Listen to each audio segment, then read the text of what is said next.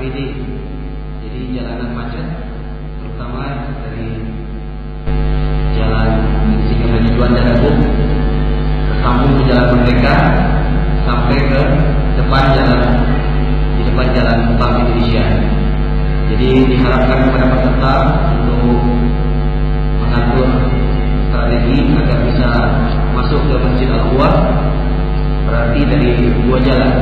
Yang pertama adalah jalan Perintis Kemerdekaan di sebelah selatan Bandung dari arah Viaduk. Yang kedua adalah dari jalan Purnawarman di depan BIC dan di belakang Gramedia. Jadi sekali lagi perhatian untuk hari Ahad seperti biasa di Kota Bandung akan ada Car Free Day, jalan yang dibuat untuk jalan kaki bagi setiap hari Ahad di depan Insinyur Haji Juanda, jalan Insinyur Haji Juanda yang bersambung di Jalan Merdeka sampai di depan Jalan Bank Indonesia. Jadi sekali lagi diharapkan para peserta bisa mengatur waktu dan mengatur jalan untuk menuju ke Masjid Al-Quwa. Dan yang ketiga, sekali lagi para peserta tidak boleh merekam di meja Al-Ustaz Zulkarnain ketika berbicara, karena rekaman itu mengganggu jalannya kajian ilmiah kita. Alhamdulillah, ini infonya ada telah. Kita akan mulai sesi ketiga ini. Alhamdulillahirabbil alamin.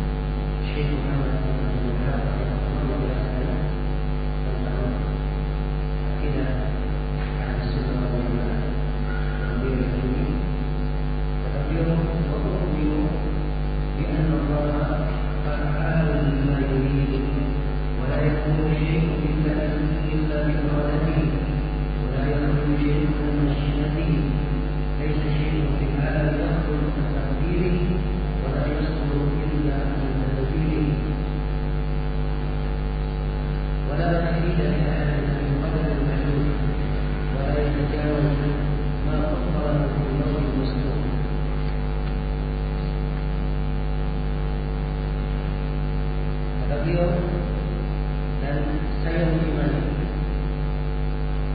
bahwa Allah Subhanahu wa taala Maha mengerjakan apa yang Dia kehendaki. Dan tidak ada sesuatu pun yang terjadi kecuali dengan kehendak Allah. Dan tidak ada sesuatu pun yang keluar dari kehendaknya. Dan tidak ada sesuatu apapun di alam ini yang keluar dari penakdiran Allah. Dan tidak ada sesuatu yang muncul kecuali melalui pengaturannya.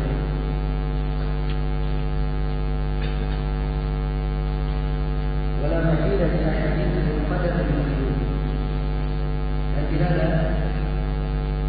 tempat berlari, tempat mengelak bagi seseorang dari takdir yang Allah telah tentukan. Dan seseorang tidak akan mampu melewati apa yang telah digariskan untuknya di al-lawh yang menulis takdir. Ini beberapa pembahasan diberikan di sini oleh Syekh rahimahullah taala berkaitan dengan pembahasan takdir.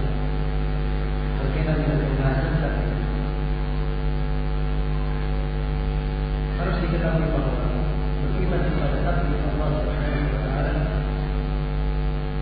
salah satu dari rukun iman yang diterangkan di dalam Al-Qur'an Al-Karim. Allah Subhanahu wa taala berfirman, "Wa khalaqa kulla shay'in faqaddarahu taqdira."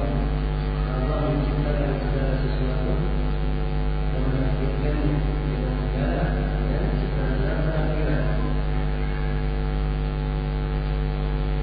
Ayat-ayat yang menjelaskan tentang ini sangat banyak di dalam Al-Quran dan hadis-hadis Rasulullah SAW mutawatir menjelaskan tentang takdir Allah Subhanahu wa taala.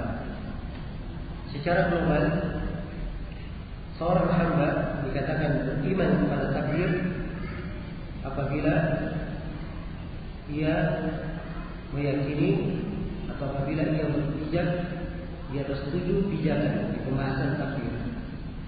Saya akan menerangkan 7 hal yang wajib diyakini dalam pembahasan takdir sehingga benar keimanan seorang hamba berkaitan dengan takdir Allah Subhanahu wa taala.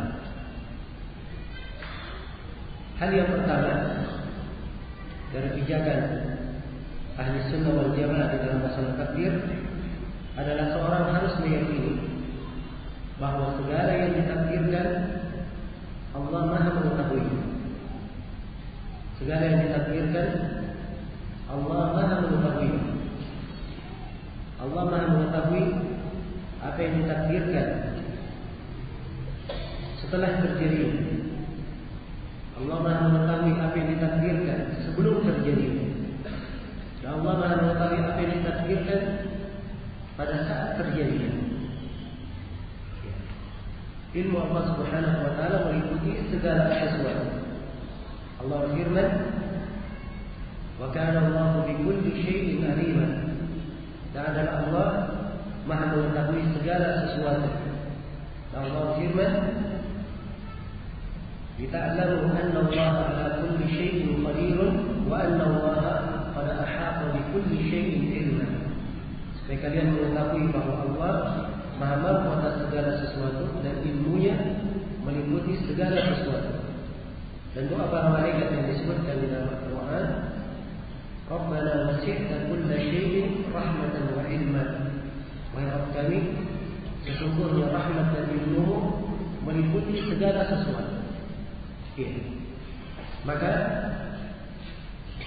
segala yang ditakdirkan tidak mungkin ada yang keluar dari ilmu Allah Subhanahu wa taala. Tidak mungkin ada yang terjadi di tengah kekuasaan Allah sesuatu yang Allah tidak ketahui. Ilmu Allah Maha luas. Allah mengetahui apa yang terjadi, apa yang sedang terjadi, apa yang akan terjadi, apa yang telah terjadi. Bahkan Allah mengetahui apa yang tidak akan terjadi.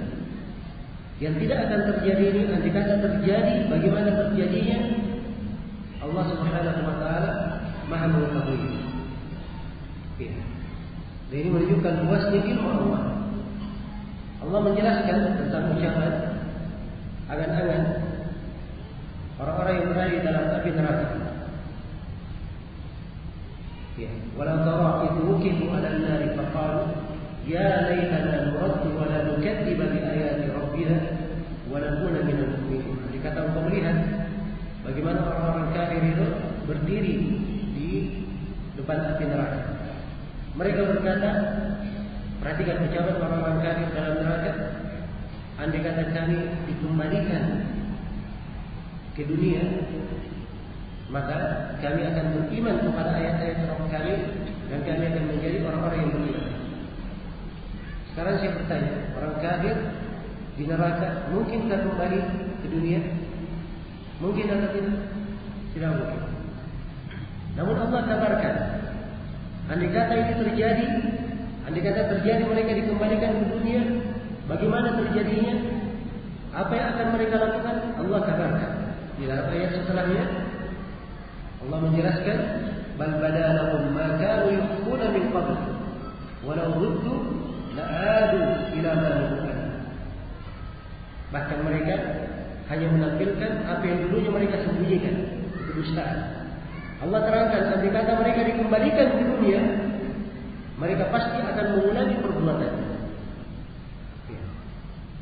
Jadi tidak akan terjadi orang kafir ini kembali ke dunia. Nah, Allah kabarkan kalau mereka kembali ke dunia, pasti akan mereka ulangi lagi perbuatannya. Nah, ini ayat-ayat yang seperti ini ada di beberapa tempat dalam Al-Quranul Karim. Menunjukkan bahwa Allah Subhanahu wa taala ilmunya maha luas. Karena itulah ada kewajiban yang wajib kita imani dalam masalah takdir. Tidak satu perkara pun yang ditakdirkan oleh Allah keluar dari ilmu Allah. Semuanya pasti diketahui oleh Allah Subhanahu wa taala. Ini dasar yang pertama, pijakan yang pertama yang harus diyakini oleh seorang hamba sehingga benar keimanannya dalam masalah takdir. Yang kedua, dari dasar pijakan berkaitan dengan keimanan dalam masalah takdir, seorang hamba harus meyakini bahwa segala yang ditakdirkan Allah Subhanahu wa taala telah menulisnya di Al-Lawhul Mahfuz. Segala yang ditakdirkan telah tercatat di Lauhul Mahfuz. Lauhul Mahfuz itu adalah tempat penulisan. Al-Lauh kata lauh. Lauh itu adalah tempat untuk menulis. Dalam bahasa Arab kata lauh kadang terbuat dari kayu, kadang dari kulit, kadang dari kertas. Apa yang dipakai untuk menulis itu disebut lauh. Dan tidak diterangkan kepada kita lauh ini terbuat dari apa. Walaupun ada sebagian riwayat menerangkan dia terbuat dari apa permata. Cuma riwayat-riwayatnya diperbincangkan dari sisi keabsahan, dari sisi ilmu hadis. Secara global, Lauhul Mahfuz, segala yang ditakdirkan dicatat di Lauhul Mahfuz. Ini adalah hal yang diterangkan di dalam Al-Quran. Allah firman, alam ta'lam anna Allah ya'lamu ma fis samai wal ardh. Inna dzalika fi kitab, inna dzalika 'ala Allah yasir. Tidakkah engkau mengetahui bahwa Allah Maha mengetahui apa yang di langit dan di bumi? Seluruh hal tersebut tercatat di dalam sebuah kitab. Hal tersebut bagi Allah sangatlah mudah. Ayat yang lain Allah firman, wa 'indahu mafatihul ghaibi la ya'lamuha illa hu, wa ya'lamu ma fil barri wal bahr, wa ma tasqutu min waraqatin illa ya'lamuha, wa la habatin fi dhulumatil ardi wa la ratbin wa la yabisin illa fi kitabin mubin. Di sisi Allah lah kunci-kunci yang gaib, perkara-perkara gaib. Tidak ada yang mengetahuinya kecuali Allah. Allah Maha mengetahui apa yang terjadi di daratan dan di lautan. Tidak satu daun pun yang jatuh kecuali Allah mengetahuinya. Tidak ada satu biji pun di kegelapan bumi. Tidak ada yang basah maupun yang kering kecuali Allah Subhanahu wa taala telah menulisnya di kitab yang sangat jelas. Inilah Al-Lauhul Mahfuz. Dan telah syahid dalam hadis Abdullah bin Amr bin As diriwayatkan oleh Imam Muslim, Rasulullah sallallahu alaihi wasallam bersabda, "Inna Allah kataba maqadir al-khalaiq qabla an yakhluqa as-samawati wal ard bil 50,000 sanah. Wa kana arshuhu 'ala al-ma'." Sesungguhnya Allah Subhanahu wa taala telah mencatat seluruh penakdiran makhluk 50,000 tahun sebelum diciptakannya langit dan bumi. Sudah tercatat.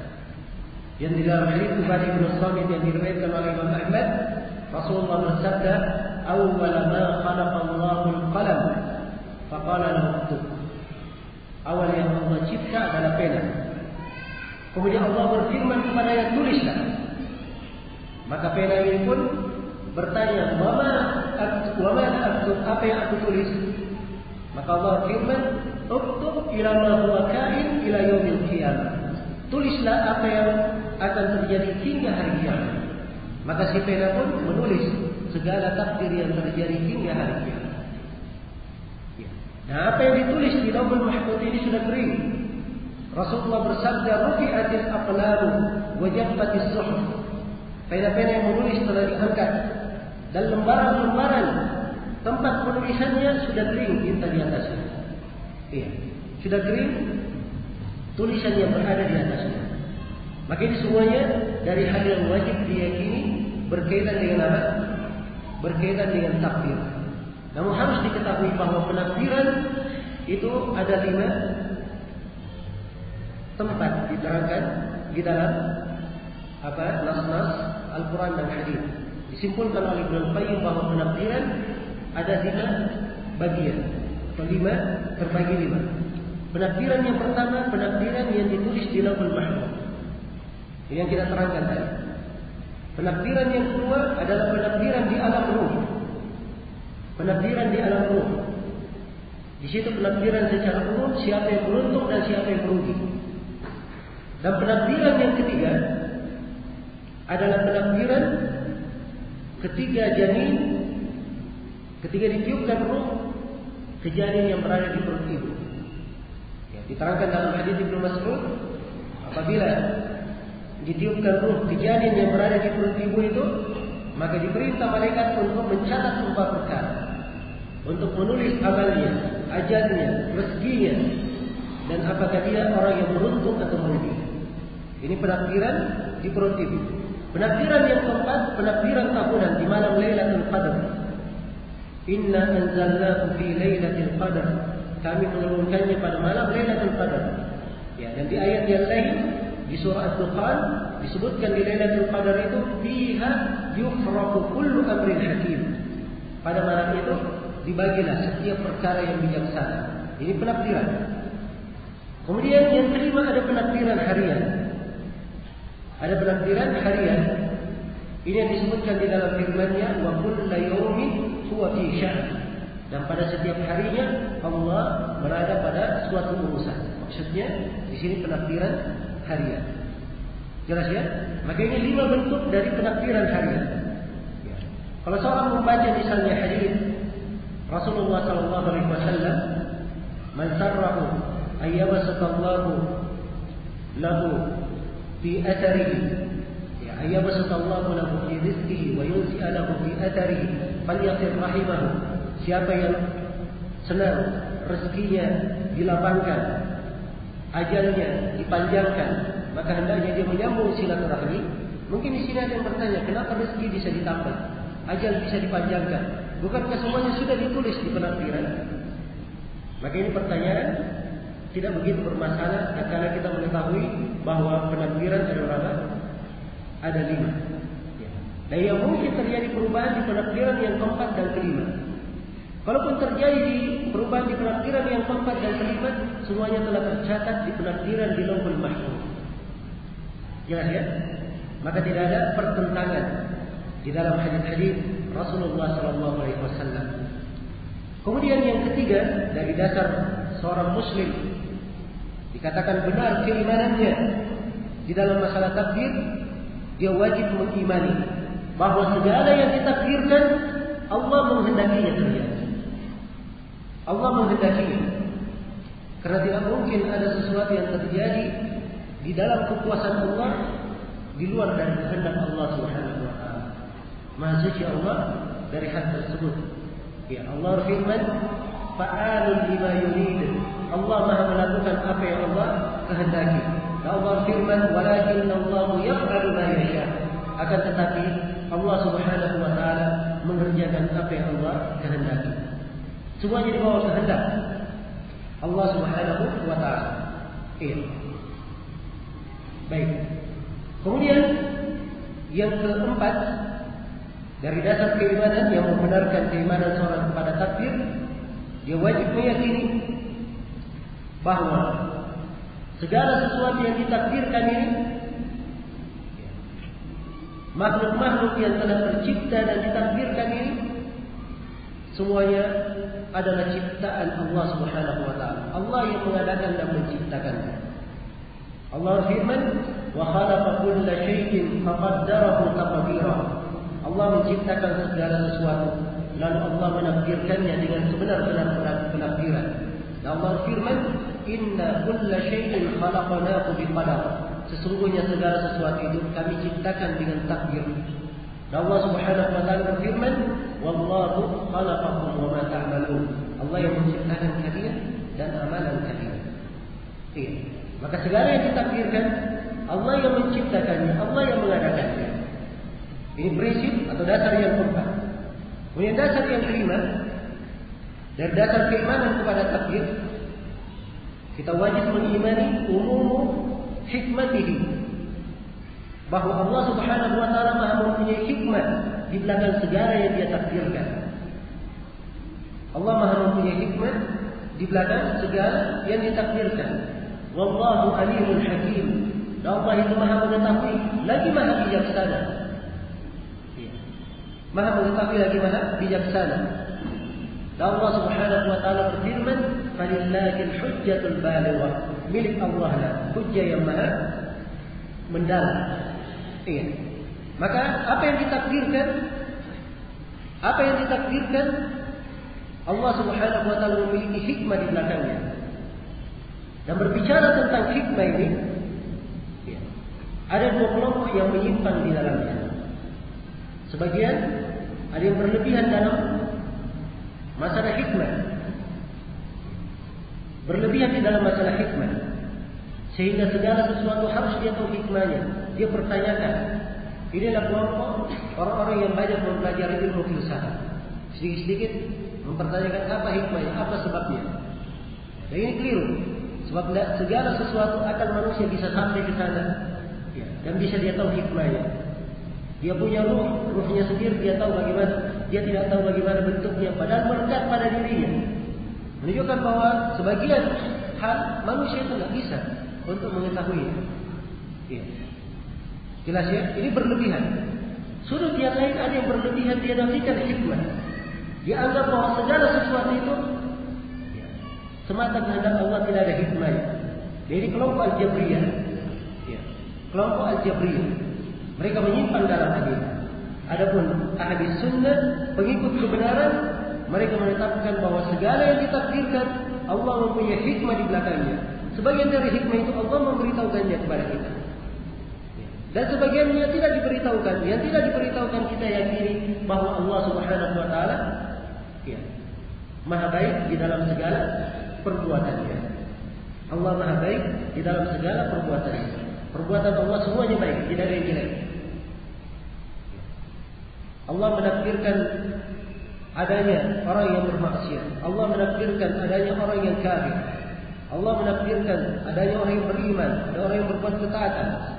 Allah menakdirkan kebaikan dan kejelekan. Semua takdir Allah adalah baik. Semua perbuatan Allah menakdirkan semuanya baik. Karena itu tidak boleh menisbatkan kejelekan kepada Allah. Rasulullah bersabda, "Wasyarru laysa ilaihi." Kejelekan itu tidaklah kembali kepadamu ya Allah. Tidak boleh menisbatkan kejelekan kepada Allah. Jelas ya? Jadi perbuatan Allah adalah baik. Allah menakdirkan adanya ketaatan, itu adalah baik di sisi Allah. Allah menakdirkan adanya kejelekan, maka itu adalah baik di sisi Allah Subhanahu wa taala. Semuanya ada hikmahnya. Kekafiran Allah terangkan dari hikmahnya. Alif Lam Mim ahasiban nasu ay yutraku ay yaqulu amanna wa hum la yuftanun wa laqad fatanna alladhina min qablihim fala ya'lamanna Allahu alladhina sadaqu wa la ya'lamanna Allahu al-kadhibin. Alif Lam Mim, apakah manusia mengira dia akan dibiarkan begitu saja berucap kami beriman dan dia tidak diuji? Sungguh kami telah menguji orang-orang sebelum mereka, sehingga tampak siapa yang benar hidup di dalam keimanannya dan siapa yang berdusta. Jadi adanya kekafiran ini ujian, siapa yang benar keimanannya dan siapa yang berdusta dalam keimanan. Ada hikmahnya di sisi Allah Subhanahu wa taala. Ini adalah hal yang dimaklumi.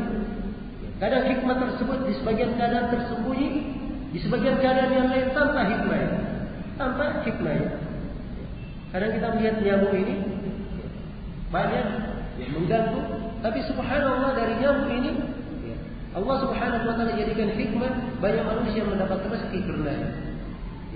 Mungkin kalau tidak ada nyamuk, tidak ada orang-orang yang kerja di perusahaan obat nyamuk. Maka ini dari sebagian hikmah kadang tampak dan kelihatan dari ciptaan Allah. Walaupun kita melihat itu adalah apa?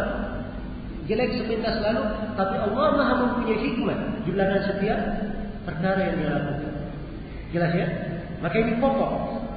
Ya, dari keimanan di dalam masalah takdir, kita wajib mengimani bahwa hikmah Allah Subhanahu wa taala, Allah Maha memiliki hikmah di belakang segala sesuatu yang Dia takdirkan. Ada yang Allah beritahukan kepada kita, alhamdulillah kita bersyukur, kita bertambah keimanan. Ada yang Allah tidak beritahukan, kita sami'na wa ata'na, mendengar dan taat, dan kita meyakini bahwa Allah Subhanahu wa taala Maha mempunyai hikmah di belakang setiap perkara yang Dia takdirkan. Keyakinan yang benar, dasar yang benar yang harus dipegang oleh seorang hamba agar supaya benar keyakinannya dalam masalah takdir, dia wajib mengimani bahwa hamba itu memiliki kehendak dan hamba itu berbuat, namun kehendak dan perbuatannya itu tunduk di bawah kehendak dan keinginan Allah Subhanahu wa taala. Iya. Jelas ya? Ini dari pokok yang wajib diyakini berkaitan dengan masalah takdir. Ini sudah kita terangkan tadi di perbedaan ya, antara kelompok Jabriyah dan Qadariyah pada pembahasan sebelumnya. Si hamba berbuat maksiat. Ya. Si hamba berbuat maksiat. Si hamba berbuat ketaatan. Maka hamba berbuat dengan perbuatannya itu perbuatan dia sendiri. Allah berikan padanya kehendak untuk memilih. Diutus kepada kita seorang Rasul menjelaskan jalan yang benar, jalan yang keliru. Diturunkan kepada kita Al-Quranul Karim menjelaskan segala sesuatu. Tafsilan li kulli syai', merinci segala sesuatu. Al-Quran ini menjelaskan jalan kebaikan agar kita ikuti. Al-Quran ini juga menjelaskan jalan kejelekan untuk kita hindari. Ya, segala sesuatu dijelaskan. Karena itu hamba diberi kehendak. Dia diberi kehendak. Dia boleh memilih. Maka apabila dia jatuh dalam perbuatan, sebuah perbuatan itu kehendaknya sendiri, perbuatannya sendiri. Ya, perbuatannya sendiri. Namun kehendak dan perbuatan hamba ini tidak mungkin terjadi kalau Allah tidak menghendakinya. Karena tidak mungkin ada yang terjadi dalam kekuasaan Allah tidak dikehendaki oleh Allah. Itulah firman Allah, "Wa ma tasyaa'una illa ay yasha' Allah rabbul alamin." Tidaklah kalian itu berkehendak kecuali Allah Rabbul Alamin menghendaki. Iya. Kemudian yang ketujuh, dari dasar keimanan berkaitan dengan masalah takdir, tidak boleh seseorang itu mempertentangkan antara syariat dan takdir. Ini biasa dibahasakan oleh para ulama dengan nama maqamul jam' baina asy-syar' wal qadar. Tidak boleh mempertentangkan antara syariat dan takdir. Sekarang kita ketahui segala sesuatu Allah takdirkan. Setiap manusia yang dilahirkan di muka bumi ini sudah ditakdirkan dia penghuni neraka atau penghuni surga. Orang yang berada di dalam golongan kebaikan, orang yang beruntung atau orang yang merugi sudah ditakdirkan, sudah tercatat semuanya di lauhul mahfuz. Keimanan kepada takdir tidak bertentangan dengan syariat. Jangan ada yang berkata Kalau sudah ditakdirkan, kalau begitu untuk apa kita melakukan amalan-amalan? Untuk apa kita sholat? Untuk apa kita itu? Ini namanya mempertentangkan antara syariat dan akal. Antara syariat dan takdir. Dan ini termasuk kekeliruan di dalam memahami takdir. Takdir Allah itu adalah rahasia Allah. Tidak ada yang mengetahuinya kecuali setelah terjadi. Ya. Setelah terjadi, kita sekarang duduk di masjid ini, kita baru tahu ini adalah takdir Allah kita duduk di masjid. Besok apakah kita bisa duduk di masjid ini? Allah takdirkan kita duduk di masjid ini, belum ada yang tahu. Apa yang Allah takdirkan untuknya di keesokan hari. Kita tahu apa yang ditakdirkan setelah terjadi. Sebelum terjadinya itu adalah rahasia Allah Subhanahu wa taala. Karena itu telah syah dari sejumlah as-salaf, dari Ibnu Abbas dan selainnya, mereka berkata bahwa al-qadaru sirrullah fi khalqihi. Takdir itu adalah rahasia Allah di tengah makhluknya. Rahasia Allah di tengah makhluknya. Keimanan kepada takdir banyak keindahan bagi orang yang beriman kepada takdir. Jika terjadi musibah, dia tidak terlalu bersedih. Sebab dia tahu semuanya dalam ketentuan dalam takdir Allah. Dia kehilangan dari orang yang dicintai, harta yang sangat dia sayangi. Dia tahu semuanya dalam sudah merupakan takdir Allah. Dia mendapatkan nikmat, dia tidak terlalu bergembira. Dia tahu bahwa ini adalah hal yang ditakdirkan oleh Allah Subhanahu wa taala. Takdir ini, keimanan kepada takdir membuat seorang itu lebih berani. Membuat seorang itu lebih berani. Dan keimanan kepada takdir membuat seorang lebih yakin. Dan banyak lagi manfaat di belakang keimanan kepada takdir.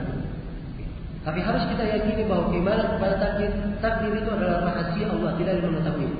Kalau seorang tidak ada yang mengetahui apa yang ditakdirkan, maka tidak ada alasan baginya dia berkata, untuk apa saya beramal? Sebab dia tidak tahu apa yang ditakdirkan baginya. Sekarang dia tidak tahu apa yang ditakdirkan baginya. Allah mengutus kepadanya seorang Rasul, menjelaskan agama ini, menjelaskan jalan yang baik, jalan yang salah, jalan yang baik untuk diikuti, jalan yang salah untuk dihindari. Al-Quran diturunkan untuk menjelaskan jalan yang baik, jalan yang salah. Untuk apa diturunkan Al-Quran? Diutus Rasul. Karena itu tak boleh mempertentangkan antara syariat dengan apa? Syariat dengan takdir. Ini pokok yang ketujuh yang wajib diimani berkaitan dengan masalah takdir. Jelas sampai sini? Apabila seorang hamba sudah mengenal 7 prinsip ini, maka akan syah keimanannya, akan lurus keimanannya berkaitan dengan masalah takdir. Sisa di sini saya ingin menyampaikan satu pembahasan agar supaya lengkap. Ya. Pembahasan yang menguatkan keimanan seorang di dalam masalah takdir. Pembahasan ini adalah tentang sebab-sebab yang menyebabkan seseorang itu menyimpang di dalam pembahasan takdir. Ada beberapa perkara yang harus dijauhi oleh seorang hamba. Jangan dia dekati. Kapan dia mendekatinya, ini adalah sebab yang akan memasukkannya ke dalam jurang penyimpangan di dalam pembahasan takdir ini. Iya. Yang pertama, di dalam pembahasan takdir tidak boleh seseorang itu larut membicarakan perbuatan Allah. Dia melihat apa yang ditakdirkan, jangan dia bicarakan kenapa ditakdirkan begini, kenapa begitu dan begitu. Ya. Tidak boleh seorang larut membicarakan apa yang Allah takdirkan. Allah Subhanahu wa taala tidak boleh ditanya apa yang dia lakukan. Allah telah menyatakan dalam Al-Quran, La yus'alu amma yaf'al wa hum yus'alun. Allah tidak ditanya apa yang dia lakukan, dialah Allah yang bertanya kepada mereka. Atau Allah tidak ditanya apa yang dia lakukan, mereka adalah manusia yang ditanya apa yang mereka lakukan.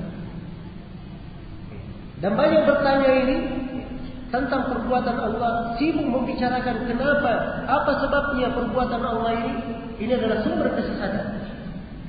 Sumber kesesatan. Syekhul Islam Ibnu Taimiyah menyebutkan di dalam ta'iyah beliau berkaitan dengan masalah takdir. Beliau berkata, wa aslu dhalalil khalqi min kulli firqatin wal khawdu fi fi'lil ilahi jillati fa innahum lam yafhamu hikmatan lahu fasaru ala naw'in min al-jahiliyah. Kata beliau, dan dasar kesesatan makhluk dari berbagai golongan, berbagai kelompok dan golongan yang menyimpang dalam sejarah, kelompok yang menyimpang di catatan ulama Islam sepanjang umat ini ada. Sepanjang sejarah penyimpangan ini sebab mereka menyimpang adalah dasarnya mereka tenggelam larut membicarakan apa illah, apa sebab perbuatan Allah. Mereka tidak paham apa hikmah Allah. Dan semua hikmah Allah mereka bisa ketahui. Kenapa mereka membicarakannya? Akhirnya kata beliau, mereka pun jatuh di atas bentuk dari bentuk jahiliyah. Itu dari perbuatan kaum jahiliyah di masa Nabi Sallallahu Alaihi Wasallam yang larut membicarakan seperti itu. Iya. Baik. Maka ini dasar kesesatan yang pertama. Jangan sampai ada yang masuk membicarakan terlalu banyak, yang menanyakan apa hikmah dan perbuatan Allah Subhanahu Wa Taala. Ini sumber kesesatan yang menyeret manusia tersesat di dalam masalah takdir. Kemudian yang kedua, ya, membuat seorang itu menyimpang di dalam masalah takdir adalah dia mengkiaskan perbuatan Allah Subhanahu Wa Taala dengan perbuatan makhluk.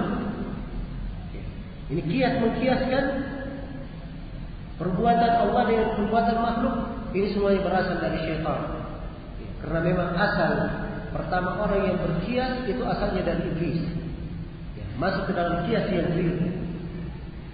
Jadi kadang ada orang dia melihat di dalam kehidupan manusia, ini kalau berbuat begini ini tidak adil. Ini kalau berbuat begini oh ini adil. Perbuatan yang terjadi dengan manusia itu yang ingin dia ukur untuk perbuatan Allah Subhanahu Wa Taala. Dan ini kias bukan pada tempatnya.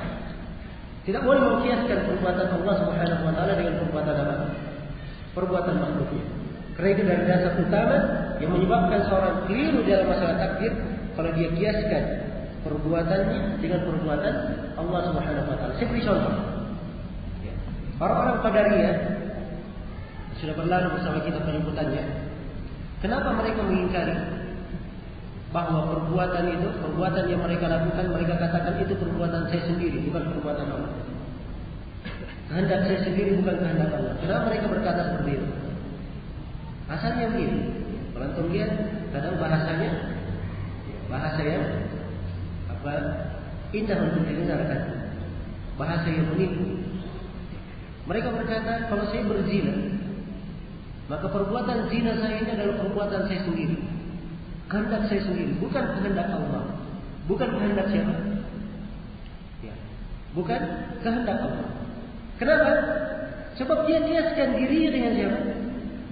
Dengan Allah Subhanahu Wa Taala. Inilah asal dan sumber kesesatan. Karena dia kiaskan dirinya dengan siapa?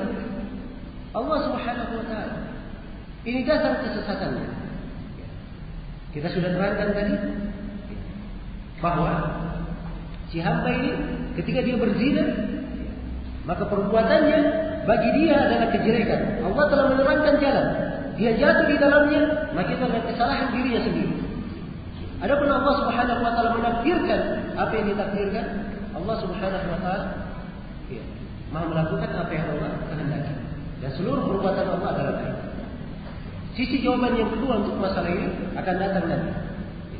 Karena kehendak Allah ada dua macam. Ada dua jenis kehendak. Ada iradah qauliyah dan ada iradah syar'iyyah. Akan kita jelaskan nanti di poin yang keempat nanti. Baik.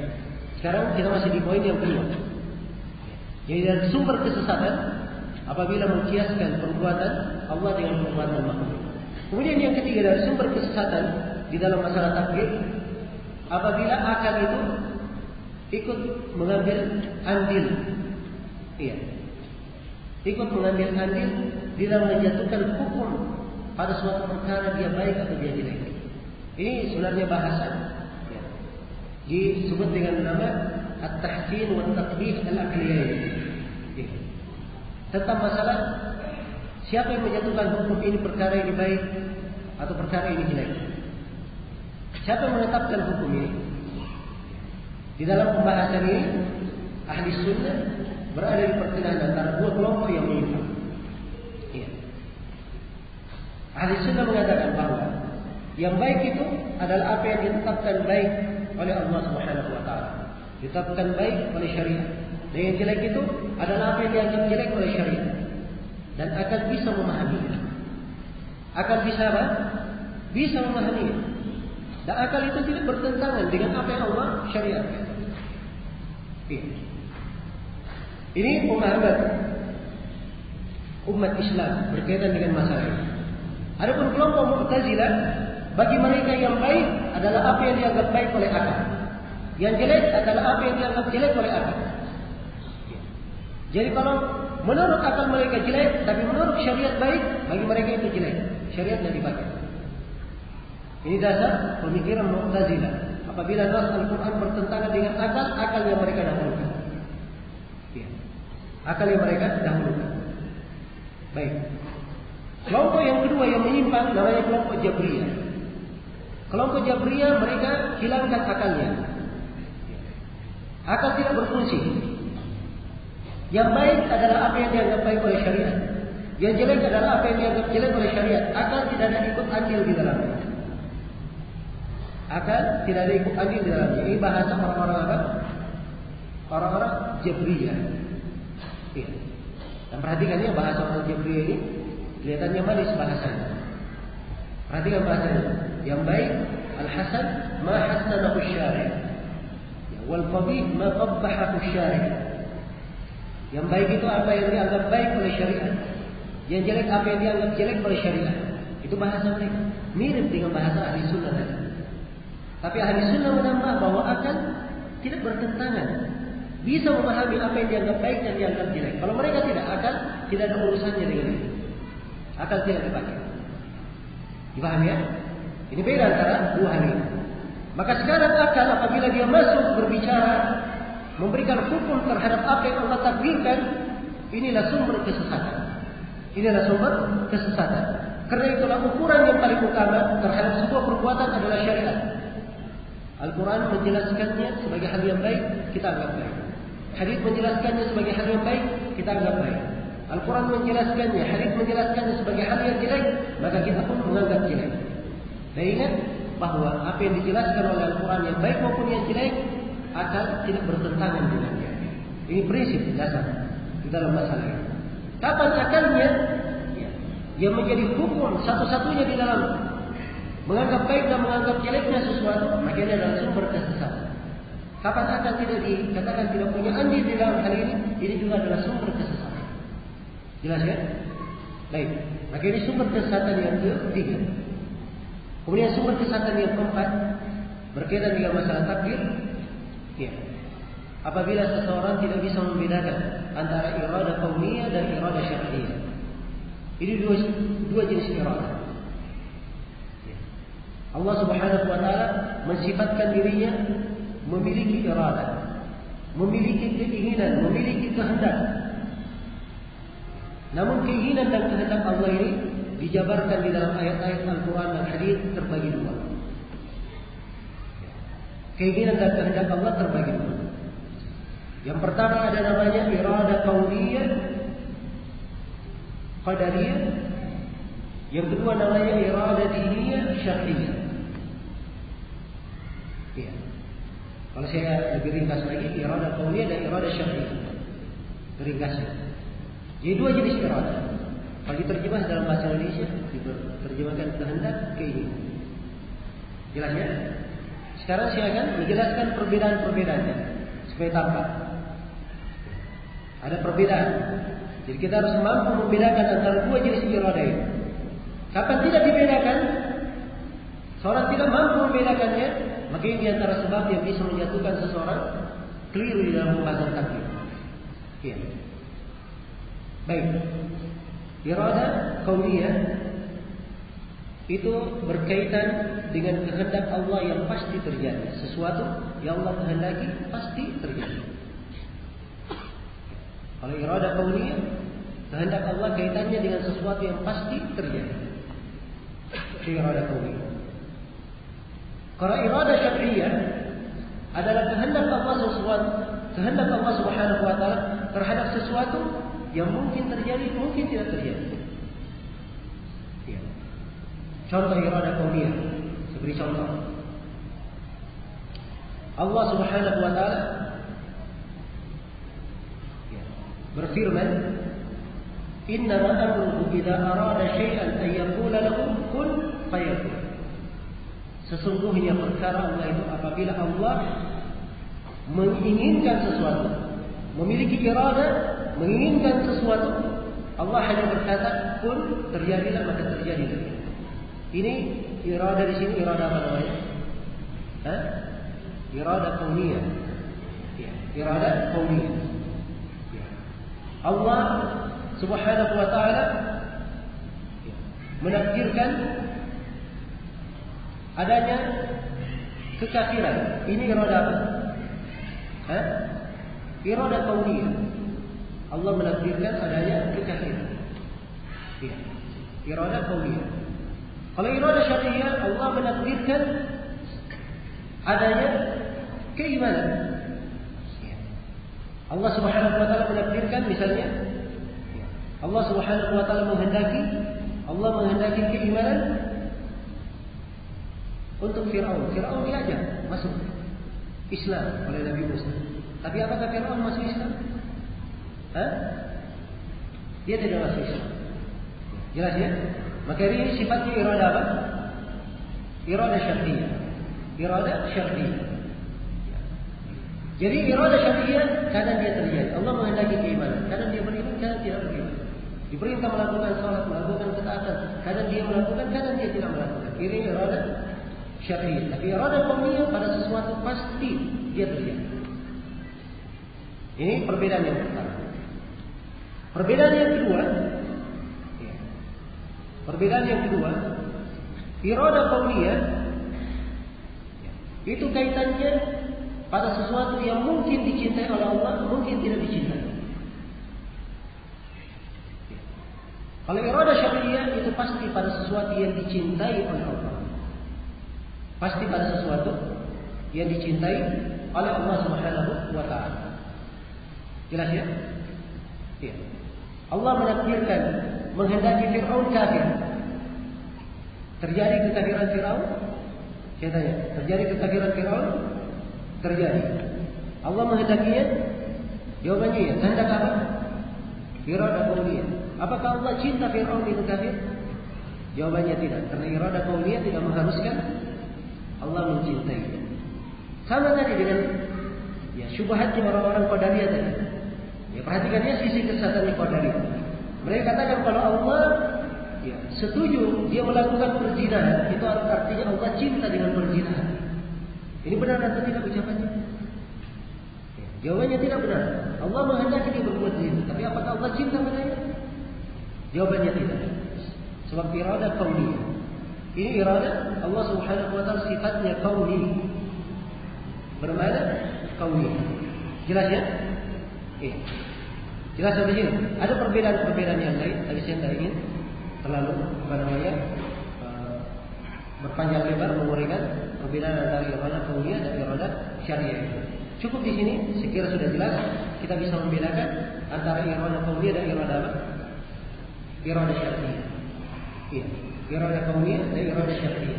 Iradah syariah itu di antara perbedaannya juga iradah syariah itu hanya terjadi pada orang yang pada keimanan seorang mukmin. Ya. Seorang mukmin beriman iradah syariah. Seorang kafir yang kafir itu adalah iradah apa? Iradah kauniyah. Ya, seorang kafir Allah hendaki padanya dia beriman, dia iradah apa? Iradah syariah dan iradah apa? Kauniyah. Baik, maka ini dari contoh-contoh yang membedakan antara dua jenis iradah. Kapan seorang tidak membedakan antara dua jenis iradah ini, dia akan kesulitan banyak sekali jatuh dalam penyimpangan berkaitan dengan masalah takdir. Maka ini dua kaidah pokok di dalam pembahasan takdir. Sebenarnya banyak pembahasan yang lain, namun ini adalah dua kaidah pokok. Seorang yang dikatakan benar keimanannya dalam takdir harus dia pahami 7 landasan yang kita terangkan tadi. Kemudian seorang yang ingin selamat, tidak jatuh di dalam kesesatan berkaitan dengan masalah takdir, harus dia hindari 4 perkara yang kita terangkan. Jelas ya? Sekarang kita akan membaca kalimat per kalimat dari bahasa penulis untuk apa kita jelaskan. Kata beliau, wa uminu bi anna Allah fa'alu lima yurid, dan aku beriman bahwa Allah mengerjakan apa yang Allah kehendaki. Ini bahasa dari Syekh. Beliau ingin menjelaskan tingkatan yang ketiga tadi dari tingkatan keimanan kepada takdir, bahwa segala yang ditakdirkan Allah menghendakinya. Karena itu beliau berkata, wala syai'un illa bi iradatihi. Tidak ada sesuatu yang terjadi kecuali dengan kehendak Allah. Wala yakhruju syai'un an masyiatih. Tidak ada sesuatu yang keluar dari keinginan Allah. Walaysa syai'un fil alam yakhruju an taqdirih. Kemudian beliau menegaskan tidak ada sesuatu di alam semesta ini yang keluar dari penakdiran Allah. Wala yasduru illa an tadbirih.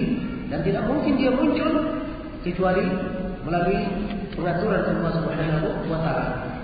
Kemudian kata beliau wala mahila li ahadin 'anil qadaril mahdud. Dan tidak ada tempat berlari, tempat menghindar bagi seorang pun dari takdir yang telah ditakdirkan. Oleh itu sudah ditakdirkan, maka tidak ada seorang pun yang bisa menghindar. Tidak ada yang bisa mengelak dari itu. Iya. Karena itu kita wajib mengimani tentang takdir Allah Subhanahu wa taala. Nah, kemudian kata beliau wala yatajawaz ma khuttalahu bil lawhil masdur. Dia tidak akan melewati apa yang sudah digariskan baginya di lauhul mahfuz. Semuanya sudah ditulis di dalam al-lauh al-mahfuz. Ini pembahasan sudah kita terangkan ya. Segala yang ditakdirkan semuanya telah tercatat di lauhul mahfuz. Tidak ada yang bisa menghindar dari itu. Baik, selesai sudah. Sini beberapa pembahasan penting berkaitan dengan masalah takdir. Setelah menguraikan pembahasan takdir ini, penulis berpindah menguraikan tentang masalah keimanan pada hari akhirat. Beliau menguraikan beberapa pembahasan tentang keimanan di hari akhirat. Kata beliau wa a'taqidu bi kulli ma akhbara bihi an-nabi sallallahu alaihi wasallam mimma yakunu ba'da al-maut. Kata beliau dan aku meyakini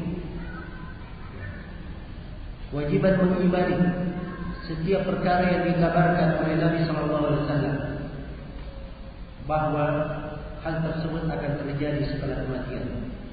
Ya. Sini beliau mulai mengangkat tentang keimanan kepada hari akhirat. Keimanan kepada hari akhirat berulang di dalam Al-Quranul Karim. Berulang di dalam Al-Quranul Karim. Dan dia ada di ayat-ayat pertama dari Al-Quran. Ya. Wa bil akhirati hum yuqinun. Orang yang beriman itu terhadap kehidupan akhirat mereka sangat yakin agar berjumpa dengannya. Bahkan ada di dalam surah Al-Fatihah, Maliki Yaumiddin. Dialah Allah, pemilik hari pembalasan pada hari kiamat. Pernyataan menunjukkan bahwa seorang hamba mengimani akan adanya hari akhirat, hari pembalasan. Iya. Dan dia adalah pokok keimanan. Ya.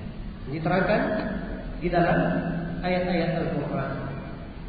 Dalam hadis Rasulullah, siapa yang mengingkarinya, pengingkarannya sama dengan kekafiran kaum musyrikin di masa Nabi. Kaum musyrikin di masa Nabi, mereka mengingkari adanya kebangkitan setelah kematian. Za'ama alladziina kafaru an la yub'atsun. Orang-orang kafir menyangka bahwa mereka tidak akan dibangkitkan. Maka Allah memerintah kepada Nabi-Nya untuk menjawab, "Qul bala wa rabbi," katakan oleh Muhammad, bahkan kalian akan dibangkitkan demi Rabbku. La tub'atsunna, sungguh kalian akan dibangkitkan. Tsumma la tunabba'unna bima 'amiltum. Kemudian akan diberitakan kepada kalian apa yang kalian akan kerjakan atau apa yang kalian telah kerjakan di atas muka bumi. Kalian akan dibangkitkan, setiap amalan kalian akan dihisab. Wa dzalika 'ala Allahi yasir. Dan hal tersebut sangatlah mudah bagi Allah. Iya. Hal tersebut adalah hal yang sangat mudah bagi Allah Subhanahu wa taala. Maka hari kebangkitan adalah hal yang sangat nyata sekali. Diterangkan di dalam Al-Quran dan hadis Rasulullah SAW. Pendalilan-pendalilan yang di dalam Al-Quran beraneka ragam. Beraneka ragam. Pada Allah ingatkan bahwa langit dan bumi ini penciptanya lebih besar dari penciptaan manusia. Maka apa sulitnya mengembalikan manusia itu kembali? Sebagaimana Allah menciptakan manusia, di ayat yang lain sebagaimana Allah menciptakan manusia, mengadakan mereka, maka mengembalikan mereka itu lebih mudah bagi Allah Subhanahu wa taala. Allah menghidupkan yang mati, mematikan yang hidup. Ini semuanya adalah tanda-tanda bahwa Allah sangat mampu membangkitkan mereka. Sangat mampu membangkitkan mereka. Berbagai uraian di dalam Al-Quran penekanan untuk mengenai bahwa semua dari kita akan mengalami kejadian-kejadian setelah kematian. Setelah kematian. Ya, untuk kejadian-kejadian ini, apakah yang akan terjadi setelah kematian? Di sini penulis mulai merinci keyakinan-keyakinan yang wajib kita yakini berkaitan dengan hari akhirat, apa yang akan terjadi setelah kematian. Maka beliau memulai pembahasan tentang kejadian di alam kubur. Kata beliau rahimahullah taala, "Fa'uminu bi fitnatil qabri wa na'imihi."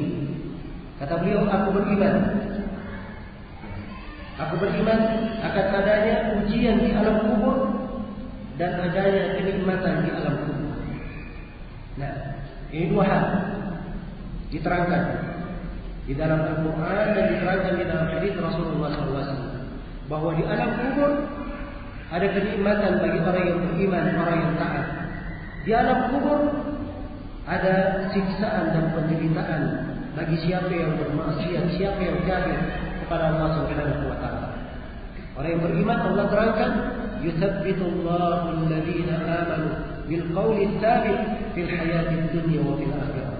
Allah mengkokohkan orang-orang yang beriman dengan ucapan yang thabit, ucapan la ilaha illallah di kehidupan dunia dan di kehidupan akhirat. Di akhirat masuk di dalamnya di alam kubur dan ketika ia dibangkitkan pada hari kiamat. Ya. Ini bentuk dari kenikmatan. Nah, dan telah syahid dalam hadis yang mutawatir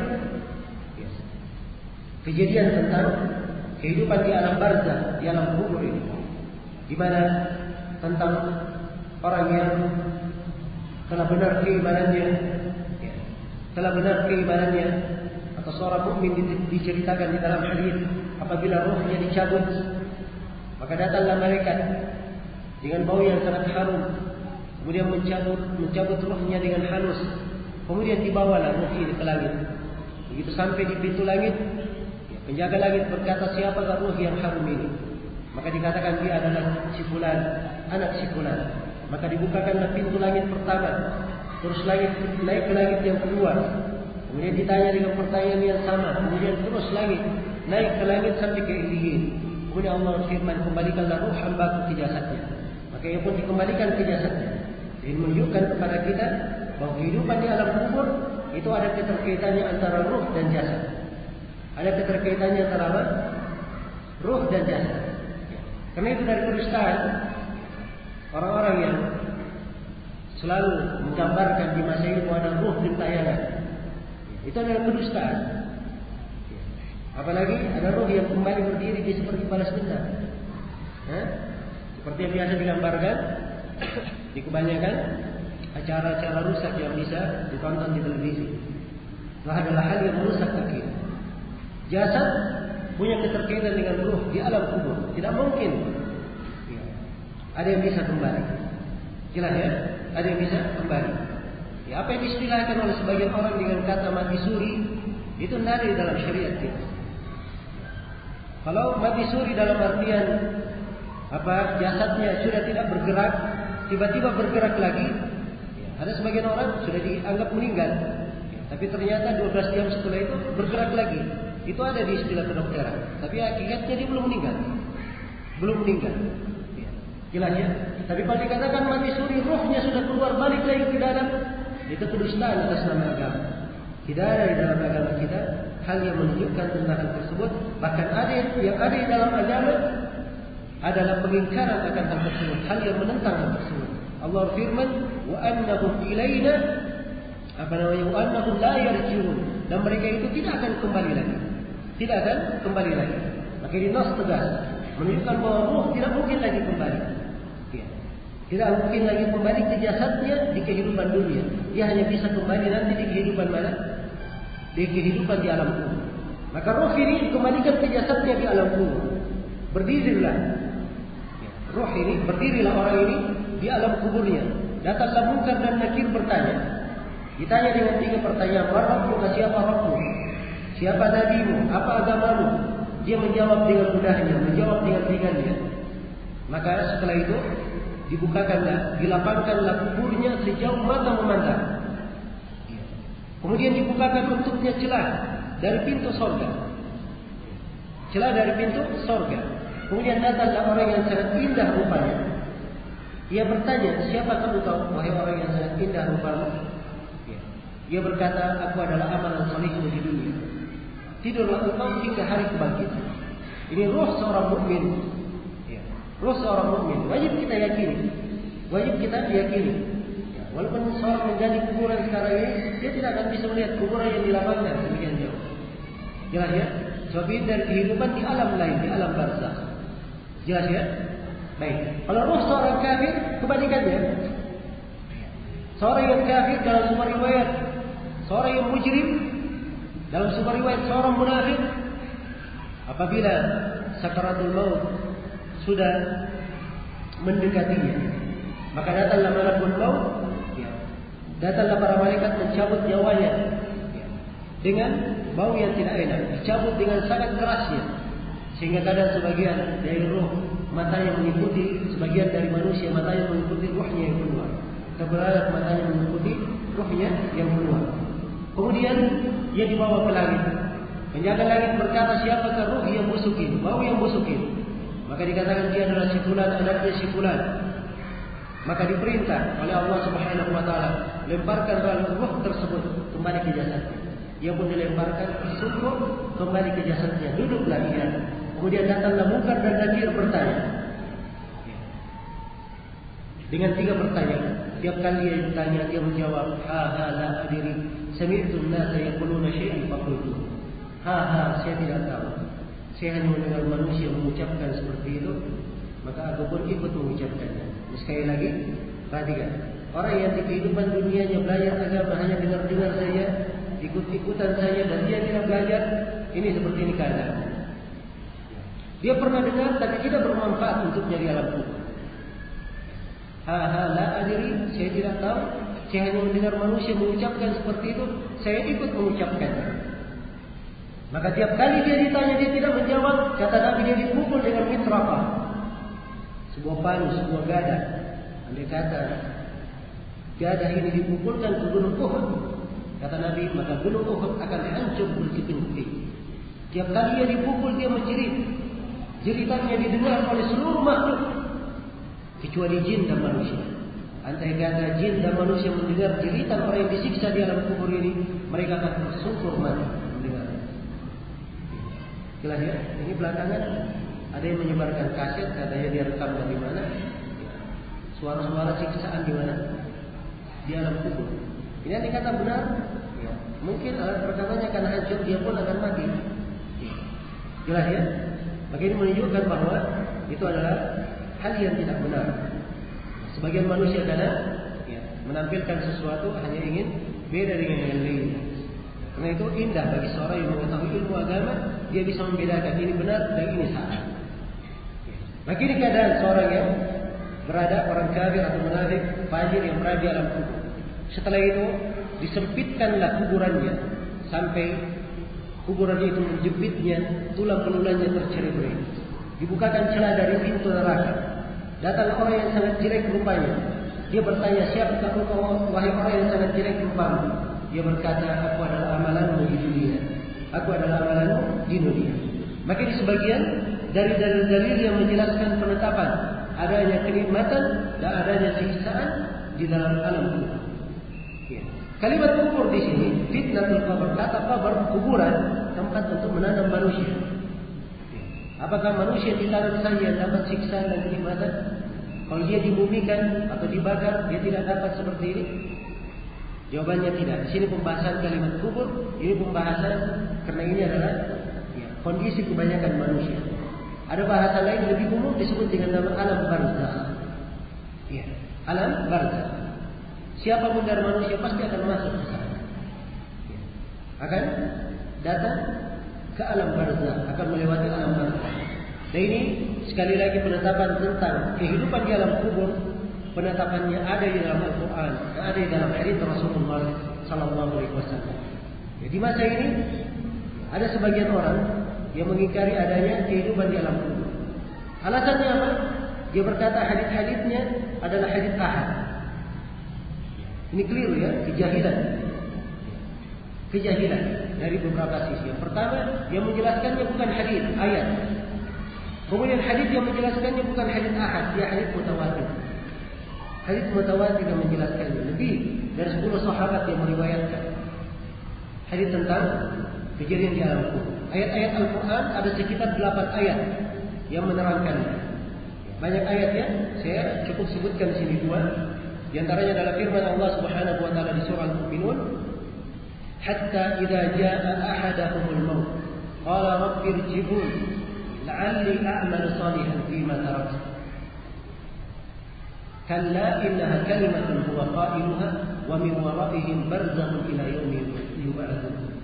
Allah menceritakan keadaan seorang ketika datang kepadanya kematian, menjemput. Rohnya sudah keluar. Maka orang ini pun berkata, ya, wahai andai kata saya dikembalikan. Ya Allah, kembalikanlah saya. Kalau saya dikembalikan ke dunia, saya pasti akan kembali, akan melakukan hal yang dulunya aku tinggalkan. Maka Allah firman, kalla, sekali-sekali tidak mungkin itu terjadi. Ya. Innaha kalimatun huwa qailuha. Itu adalah kalimat yang hanya dia ucapkan. Di belakang mereka ada kehidupan barzakh. Ya, sekarang perhatikannya, sudah keluar ruhnya. Terus dikatakan di belakangnya ada kehidupan barzakh. Di mana dalam barzakh ini? Di dunia? Tidak mungkin, sebab dia sudah meninggalkan dunia. Di akhirat juga bukan, karena di ayat setelahnya di belakangnya alam barzakh hingga hari kebangkitan. Hari kebangkitan lagi. Ini alam barzakh. Inilah alam kubur, penetapannya ada di dalam Al-Quran. Ayat yang kedua di surah Ghafir tentang kisah pengikut Fir'aun. Allah menjelaskan di dalam Al-Quran, an-naru yu'radu 'alaihim ghuduwan wa 'ashiyyan. Wa yawma taqumu as-sa'ah adkhilu ala fir'auna ashadda al-'adzab. Neraka ditampakkan kepada pengikut Fir'aun pagi dan petang. Ini di mana ini? Neraka ditampakkan kepada pengikut Fir'aun pagi dan petang. Di dunia tentunya tidak. Fir'aun dan bala tentaranya sudah dibinasakan oleh Allah. Di akhirat juga bukan di akhirat. Sebab di ayat setelahnya pada hari kebangkitan dikatakan, wahai para pengikut Fir'aun, masuklah kalian ke siksaan yang sangat pedih. Jadi akhirat lain lagi siksaan. Ini kehidupan di mana? Ini kehidupan di alam barzakh. Jelas? Maka ini dari ayat-ayat yang menjelaskan dan menetapkan tentang wajibnya kita mengimani akan adanya kehidupan di alam kubur. Ya. Dan ini semua mengingatkan bagi seorang hamba. Kita semuanya akan kembali kepada Allah Subhanahu wa taala. Seluruh dari kita semuanya akan kembali dan menghadap kepada Allah. Setiap jiwa yang bernafas di atas muka bumi pasti akan merasakan kematian. Itu sudah merupakan ketentuan Allah. Kullu nafsin dha'iqatul maut. Setiap jiwa pasti akan merasakan kematian. Allah firman, "Aina ma takunu yudrikkumul maut walau kuntum fi burujin musyayyada." Dimanapun kalian berada, kalian akan dijemput oleh kematian, walaupun kalian berada di benteng yang sangat kokoh. Kalau kita menyadari hal ini dan kita ingat akan ada alam kubur yang sedemikian rupa, ada kenikmatan dan ada siksaan di dalamnya, dan yang menentukan antara kita mendapatkan kenikmatan atau kita mendapatkan siksaan adalah kita sendiri. Amalan kita di dunia ini. Ya.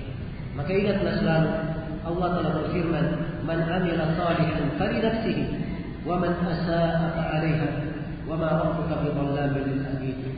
Siapa yang beramal saleh maka itu untuk dirinya sendiri. Dan siapa yang berbuat jelek, dia sendiri yang akan menanggungnya. Dan Allah Rabb kalian sama sekali tidak pernah membalimi harta. Ya. Maka ini dari keindahan seorang mempelajari akidah yang benar, terus dia mengulanginya, akan selalu mengingatkannya akan hakikat dan arti kehidupan ini. Apa yang harus dia persiapkan untuk menghadap kepada Allah Subhanahu wa taala. Ya. Kemudian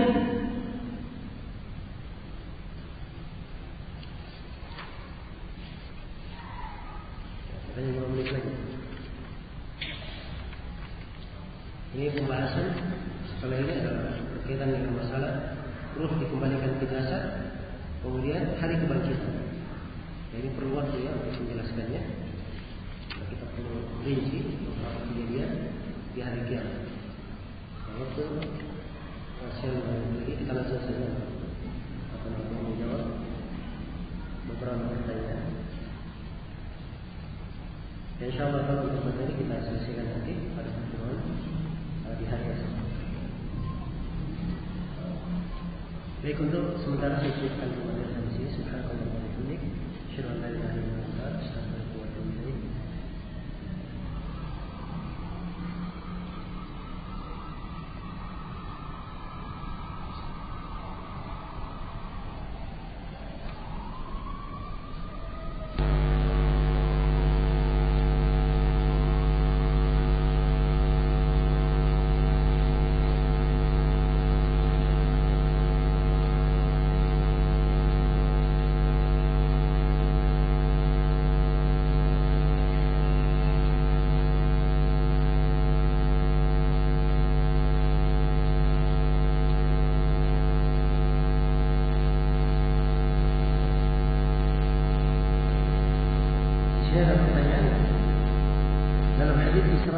Dan Mi'raj, Rasulullah bertemu dengan para nabi.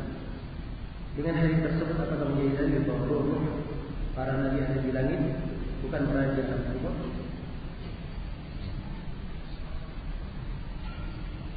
Itu adalah kisah yang dijelaskan di dalam hadis yang sahih. Kita wajib untuk mengimaninya bahwa Nabi berjumpa dengan para nabi tersebut di langit-langit.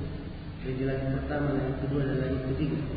Tapi apakah ini merupakan dalil bahwa roh para nabi itu selamanya berada di langit, tidak di alam kubur?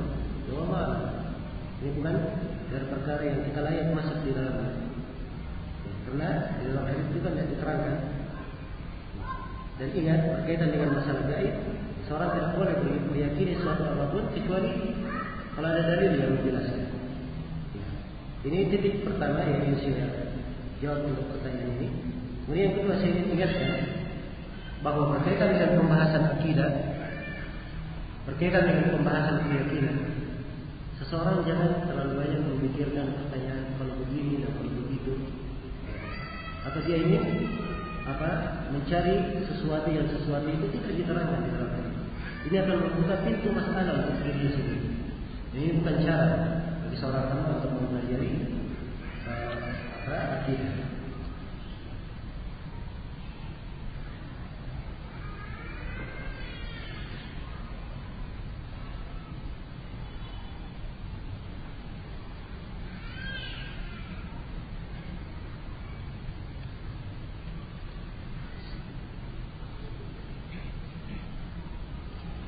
Dalam mengartikan jamaah disebutkan bahwa jamaah yang hak benar adalah ikut al-Quran dan Sunnah, juga ijma' as-salaf. Juga bentuk jemaah yang lain adalah taat kepada pemimpin. Jika kita tinggal di negeri kafir, ini bahasanya di darul kufar, apakah kita harus taat? Ya. Negeri itu dianggap negeri kafir dilihat dari beberapa sisi. Ya. Kadang dilihat kepada pemimpinnya, kadang dilihat kepada kebanyakan rakyatnya, dan dilihat kepada syiar yang terangkat di negeri tersebut. Kalau di negeri tersebut dikumandangkan ada Umar, yaitu yang syiarnya begitu nampak, maka dia kelihatan sebagai negeri Islam. Kelihatan sebagai negeri Islam. Ketika kata misalnya terpenuhi bahwa seorang, anggaplah seorang itu berada di negeri kafir, ya maka dia tidak ada ketaatan kepada seorang kafir, tapi hal yang sifatnya kemaslahatan umum bagi kemaslahatan bersama. Seorang melakukan hal yang merupakan kemaslahatan bersama. Nah, mengikuti lampu merah misalnya, berlalu lintas, seterusnya dari hal yang sifatnya kemaslahatan bersama itu tidak masalah.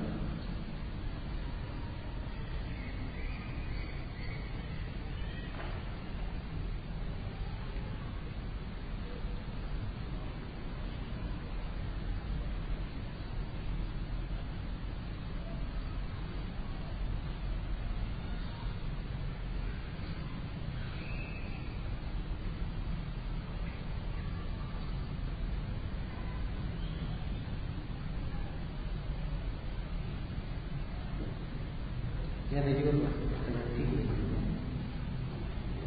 Jawab kita jawab.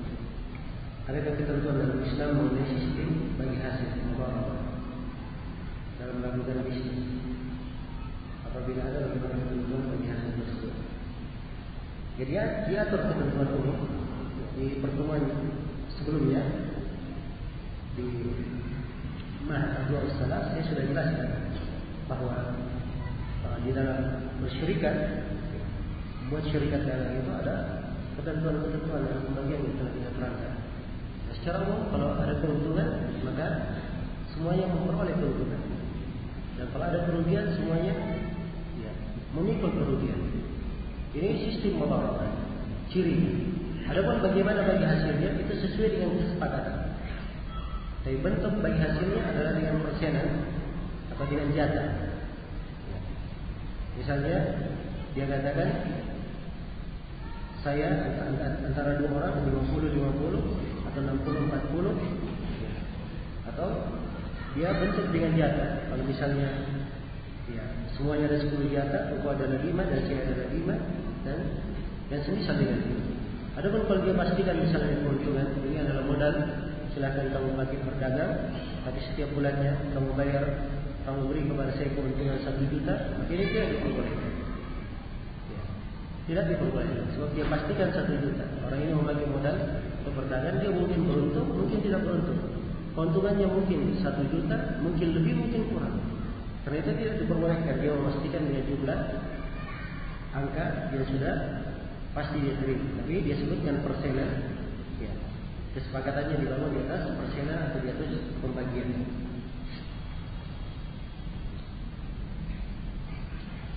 Berapa nisab untuk zakat mal? Zakat harta, kalau dia emas, nisabnya 85 gram. Kalau dia perak, nisabnya 595 gram. Nah, itu untuk ukuran gramnya sekarang. Kalau di ukuran dulunya diukur 20 dinar kalau emas. Kalau peraknya diukur 200 dirham. Ya, ukuran gramnya itu tadi yang saya sebutkan. Sekali lagi, kalau emas 85 gram, kalau perak berapa?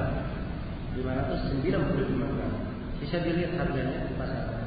Kalau dia misalnya punya uang, ingin dia keluarkan di sana, dia lihat harganya berapa di pasar.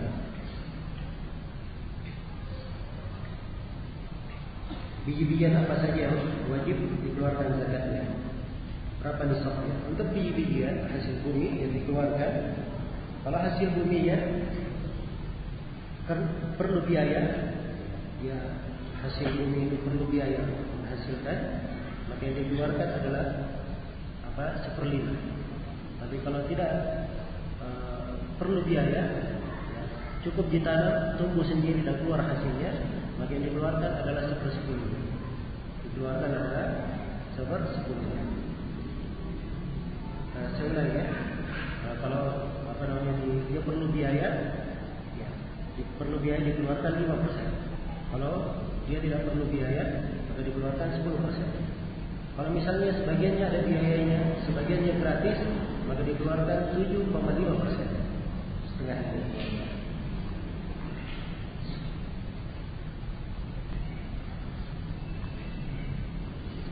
Apa hukum makmum membaca takbiratul intiqal? Takbir perpindahan di dalam salat itu hukumnya wajib. Hukumnya wajib. Kalau ada yang lupa misalnya bagi imam maupun makmum, maka dia ditutup dengan sujud sahwi. Sempurnakan dengan sujud sahwi.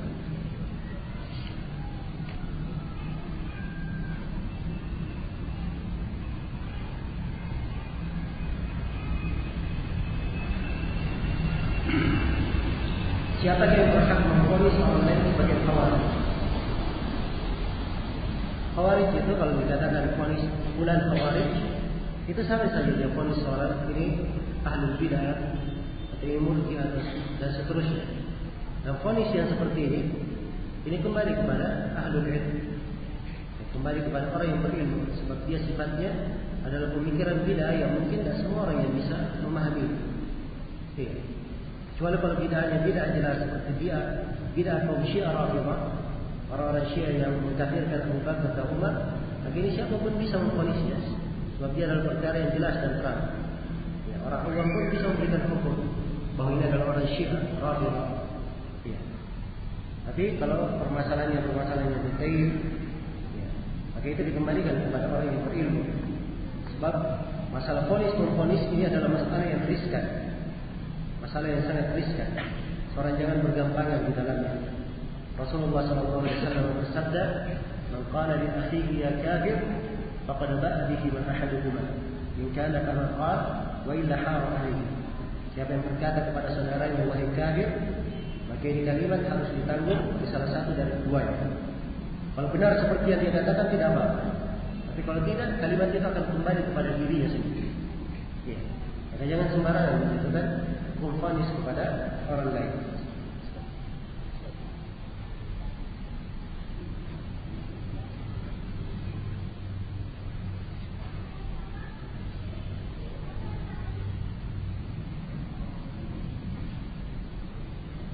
Dalam memvonis orang lain sebagai khawarij, apakah harus melihat qarinah, syurut, mawani untuk menyebut orang lain sebagai khawarij? Jelas ya, semuanya ditentukan. Menjatuhkan hukum harus dilihat indikasinya, dipenuhi syarat-syaratnya, harus terlihat, ya, harus diperiksa apakah orang ini bukan orang yang jahil, penghalang-penghalangnya. Itu semuanya dipastikan. Ya, karena itu sekali lagi tidak sembarang orang yang membicarakan tentang hal ini. Ada fatwa yang menyebutkan bahawa masyarakat Libya dan Mesir sebagai khawarij. Ya.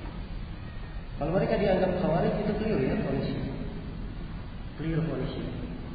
Tidak boleh memberikan hukum mutlak seperti itu. Bedakan antara khawarij dan bugat. Orang yang kudeta terhadap penguasa itu dua namanya. Bisa dikatakan khawarij dan bisa dikatakan bugat. Bugat itu orang yang keluar terhadap penguasa, tidak ada urusan keagamaan, kaitannya dengan dunia. Itu bugat namanya.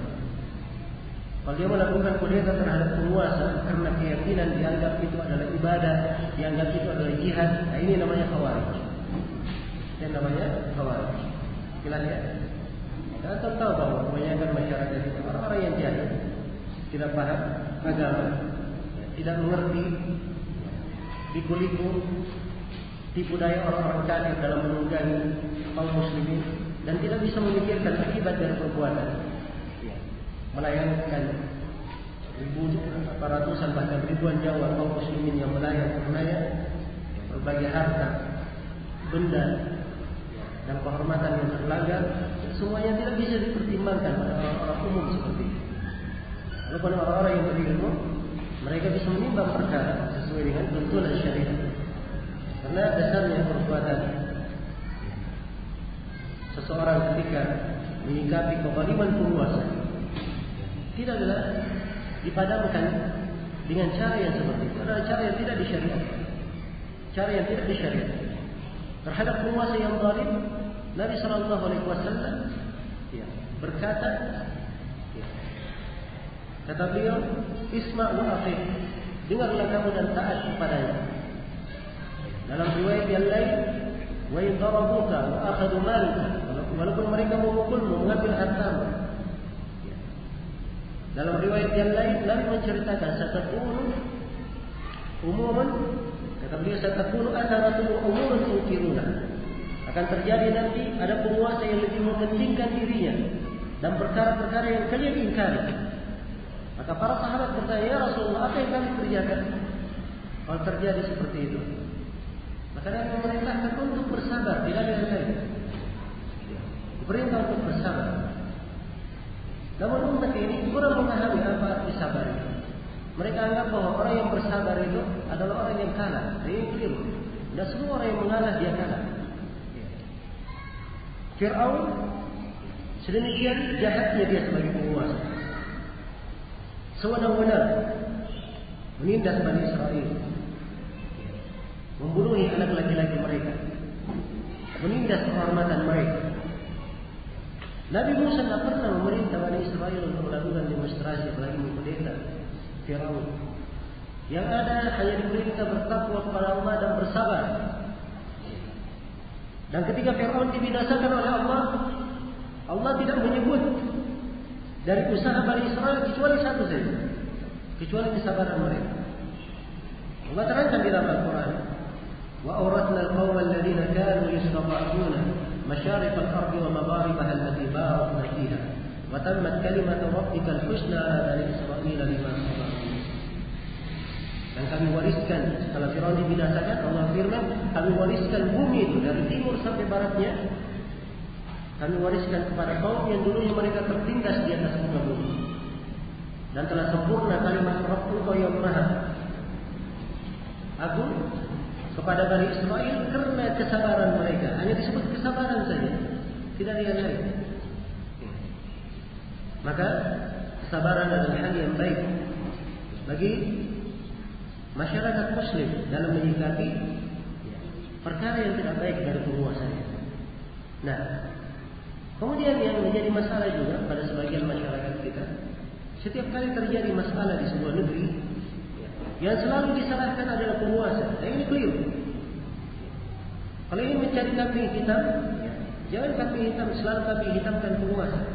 Kami hitamkan diri sendiri. Karena Allah sebutkan di dalam Al-Quran, وَكَذَلِكَ نُوَلِّي بَعْضَ الظَّالِمِينَ عَلَى بَعْضٍ بِمَا كَانُوا يَكْسِبُونَ. Demikianlah kami menjadikan sebagian orang yang zalim itu memimpin sebagian orang yang zalim yang lainnya. Karena perbuatan mereka sendiri. Jadi kalau dianggap penguasanya zalim, berarti mungkin juga mereka adalah orang-orang yang zalim. Kalau mereka memandang penguasanya harus diperbaiki, berarti mungkin mereka juga adalah orang-orang yang harus dianggap, harus diperbaiki. Kalau ingin mengadakan perbaikan, Allah tidak memerintah memulai perbaikan dari penguasa, tapi perbaikan dari diri sendiri. Allah berfirman, Inna Allah la yughayyiru ma biqawm hatta yughayyiru ma bi anfusihim. Allah tidak akan merubah keadaan satu kaum sampai mereka sendiri yang merubah keadaan. Sampai mereka sendiri yang merubah keadaan. Karena itu hendaknya setiap muslim dan muslimah bertakwa kepada Allah. Dia mempelajari tuntunan agama yang benar dan berada di atas pijakan Islam yang kuat agar supaya dia selamat dari fitnah. Dan semoga Allah Subhanahu wa taala mengangkat segala kesusahan dan derita kaum muslimin di segala penjuru dunia.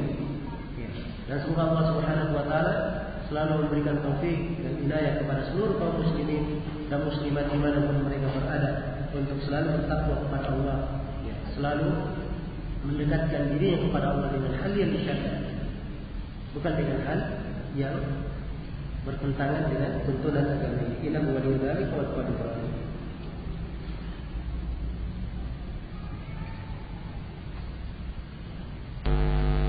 Apakah fatwa atau perbuatan yang dilakukan oleh sebagian sahabat dapat menjadi hukum yang qat'i dalam perkara yang tidak ada nasnya dari Al-Quran dan As-Sunnah? Rincian penjelasan dalam hal ini. Sahabat itu, para sahabat, ucapan mereka beraneka ragam dalam sisi hukum. Yang pertama, kalau para sahabat bersepakat, maka di sini ucapan para sahabat adalah hujjah qat'i diterima. Kalau mereka bersepakat. Yang kedua, kalau para sahabat memberikan fatwa dan tidak ada sahabat yang lain yang menyelisihinya, dan fatwa sahabat ini tidak bertentangan dengan Al-Quran dan As-Sunnah, maka ini juga diterima. Ini disebut dengan nama ijma' sukuti. Yang ketiga, kalau sahabat memberikan fatwa, ada sahabat lain yang menyelisihinya, maka di posisi yang seperti ini tidak ada hujjah dalam ucapan sahabat. Yang menjadi hujjah adalah apa? Adalah dalil yang menjadi hujjah. Ini kesimpulan di dalam pembahasan ini.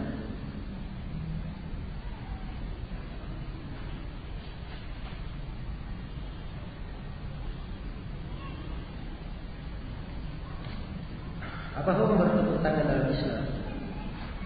Apakah boleh seorang muslim bertepuk tangan yang tidak meniatkan ibadah? Tepuk tangan ini bukan dari kebiasaan kaum muslimin. Itu adalah ciri ibadah orang-orang kafir. Ya, Allah sebutkan sebagian orang kafir ciri ibadah mereka. Wa ma kana salatuhum indal baiti illa muka'an wa tasbih. Tidak ada salat mereka, ibadah mereka di Ka'bah kecuali muka' dan tasbih. Mereka bertepuk tangan. Jadi adalah ciri ibadah. Orang-orang jahil tidak boleh diikut. Tidak boleh diikut. Walaupun dia lakukan misalnya tidak dengan niat ibadah, ada bentuk tasyabbuh di dalamnya, menyerupai orang-orang kafir. Dan Nabi telah bersabda, "Man tashabbaha biqaumin fahuwa minhum." Siapa yang menyukai satu kaum, maka dia termasuk dari kaum tersebut. Ya.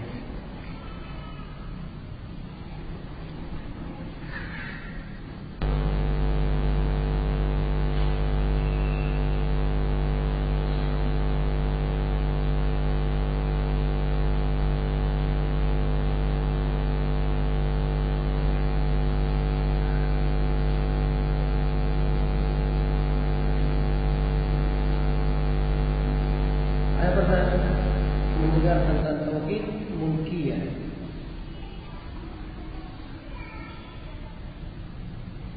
Apakah mungkin salah dengar ya? Mungkin biasanya disebut oleh mereka tauhid hakimiyah. Ya. Apakah orang yang pakai tauhid ini termasuk golongan yang sesat? Tapi ya tauhid hakimiyah, masya Allah, bagian dari tauhid. Bagian dari tauhid. Tapi yang keliru, mereka menjadikan tauhid hakimiyah itu adalah bagian dari tauhid tersendiri. Itu yang keliru. Dan yang keliru, mereka artikan la ilaha illallah dengan makna la hakima illallah. Tidak ada hakim kecuali Allah. Itu yang keliru. Adapun makna tidak ada hukum kecuali dari Allah. Hukum itu hanya milik Allah. Itu adalah makna yang benar. Bagian dari tauhid. Bagian dari apa? Tauhid. Tapi yang keliru, kalau dia jadikan tauhid hakimiyah, bagian yang keempat dari tauhid. Dijadikan la ilaha illallah makna tauhid uluhiyah, kembalinya kepada makna hakimiyah. Itu yang keliru. Baik.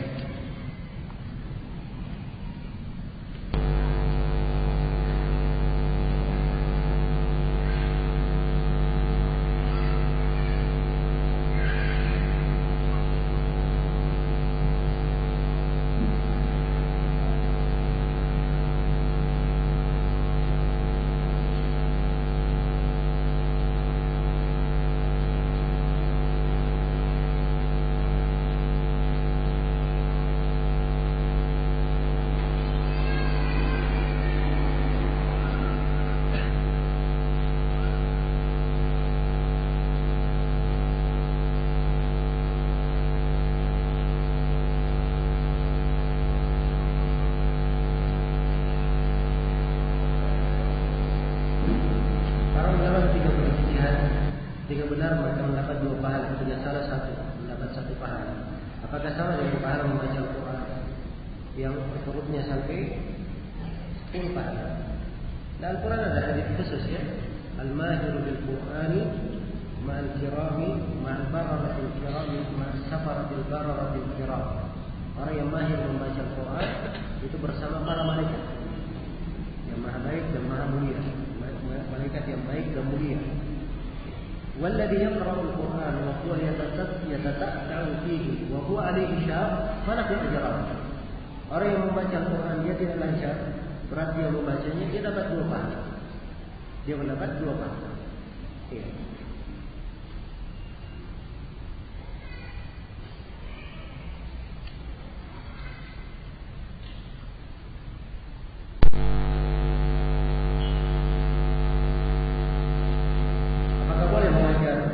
Ilmu membaca Al-Quran dan tajwid dan ilmu agama secara umum sebagai sumber maisha. Rasulullah SAW bersabda, "Inna ahaqqa ma aqadtum alaihi al-ajr kitabullah." Hal yang paling berhak kalian mengambil upah di atasnya adalah pada kitab Allah. Kalian mengajarkan kitab Allah. Maka boleh saja orang mengambil pada batasan kan? Dia mengambil bukan pada batasan dia menahan ilmu. Kalau dia tidak memberi, dia tidak memberi ilmu. Orang-orang Khawarij menganggap ahli sunnah mulia, kalau mulia menganggap ahli sunnah Khawarij. Alasannya cuma satu saja, karena ahli sunnah Khawarij itu pertanyaan syariat yang ada Al-Quran dan Sunnah. Mereka tidak terima yang tersebut, maka mereka menganggap ahli sunnah itu sembarangan. Ini terjadi dari dahulu. Demikian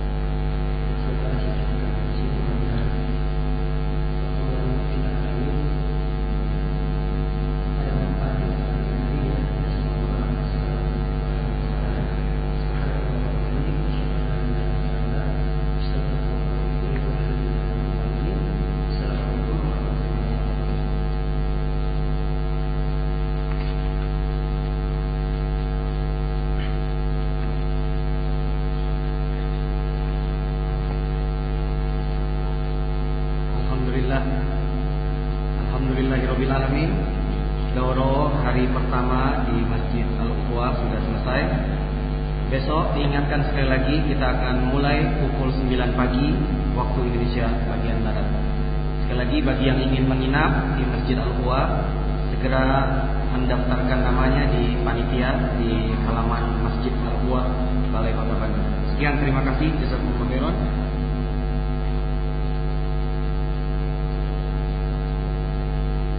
Dari panitia ada satu tambahan lagi, bagi yang ingin mengunduh rekaman, merekam hasil rekaman lagi,